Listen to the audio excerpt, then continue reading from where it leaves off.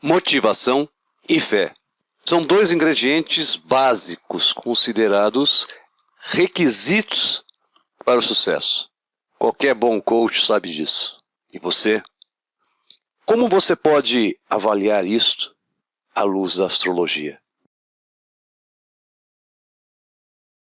No século XX, o casal Gauguin se concentrou na análise estatística de um princípio básico da doutrina astrológica que afirmaria uma correlação existente entre as posições dos planetas, o caráter psicológico e os efeitos desse personagem sobre o destino do nativo. Ele era um cético, ela era uma estatística. Ele um psicólogo, ela uma matemática. Os dois juntaram forças e juntaram cerca de 25 mil mapas para poder testar essa informação. É verdade ou não é verdade? E o que eles chegaram à conclusão era bem diferente da expectativa inicial. O que foi? Qual a conclusão que eles chegaram? O casal Gauguin se debruçou primeiramente em cerca de 25 mil mapas e resolveu investigar tanto pessoas bem-sucedidas, como pessoas medianamente sucedidas, como pessoas razoavelmente bem-sucedidas, como pessoas sem sucesso. Havia pessoas de todos os tipos. Contudo, precisa ficar claro que ele se debruçou em algumas profissões, em algumas carreiras e não todas.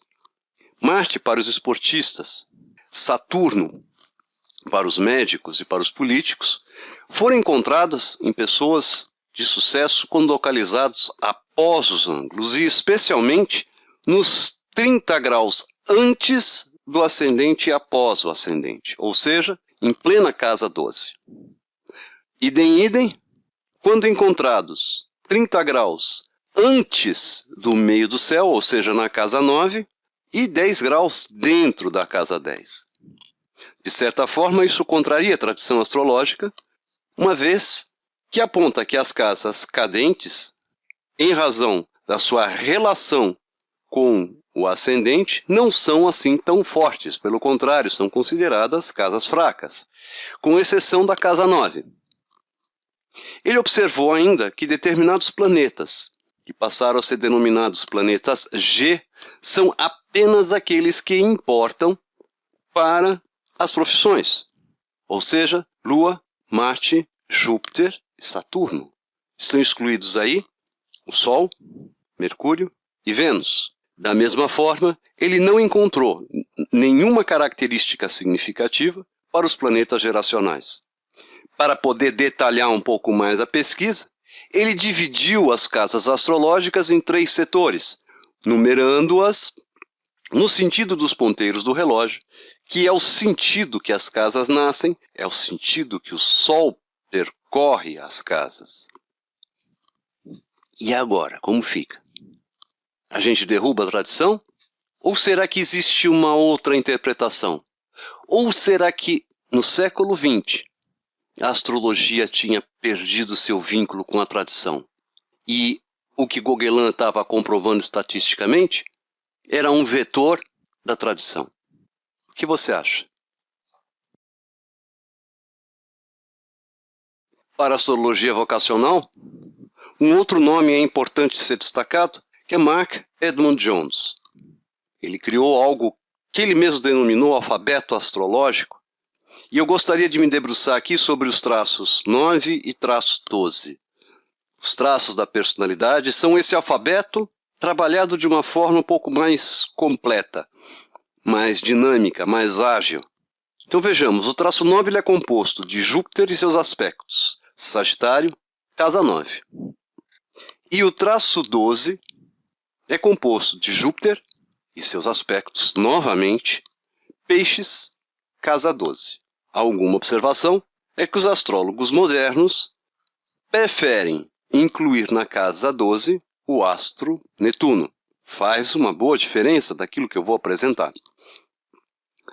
A casa 9 tem o Sol como o astro que se sente mais confortável aí. É o júbilo, como alguns gostam de chamar, joy, felicidade, gozo.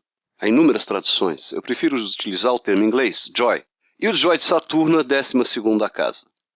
E o que isso tem a ver? A casa 9 é a casa que está associada ao sonho. Sagitário é o signo associado à motivação, à autoconfiança. A casa 12 é o signo da força interior. É a casa do medo e de sua superação. E uma vez que é Saturno, o astro que tem seu júbilo aí, de uma perspectiva positiva, de uma perspectiva otimista, representa a superação dos limites. Estão percebendo onde é que eu quero chegar? Ainda não? Na verdade, Gauguin não descobriu a pólvora. O que ele constatou é que a força das casas está diretamente relacionada ao movimento do Sol. Então o Sol nasce no ascendente, culmina no meio do céu e se põe no descendente. E aí, nós chegamos a uma questão bastante interessante, que é o sect, que é astro diurno colocado na parte diurna do mapa e astro noturno na parte noturna do mapa. A questão do sect diferencia pessoas de sucesso a partir dos seus planetas, e particularmente desses planetas considerados G. Então, embora o Sol, segundo Gauguin, não tenha sido dado como importante, Lua, Marte, Júpiter e Saturno foram destacados como extremamente importantes. E quando eles estiverem nessas regiões do céu, características como motivação e fé formam o diferencial para que aquele nativo atinja o seu sucesso. É lógico que os signos na 12ª casa mudam. É lógico que nós vamos encontrar Sagitário, Peixes em lugares diferentes do mapa. E aí, eu convido você para assistir este curso. Eu conto com você nesse curso. Ele vai ser lá na Regulus, às terças-feiras, a partir do dia 5, às 20 horas.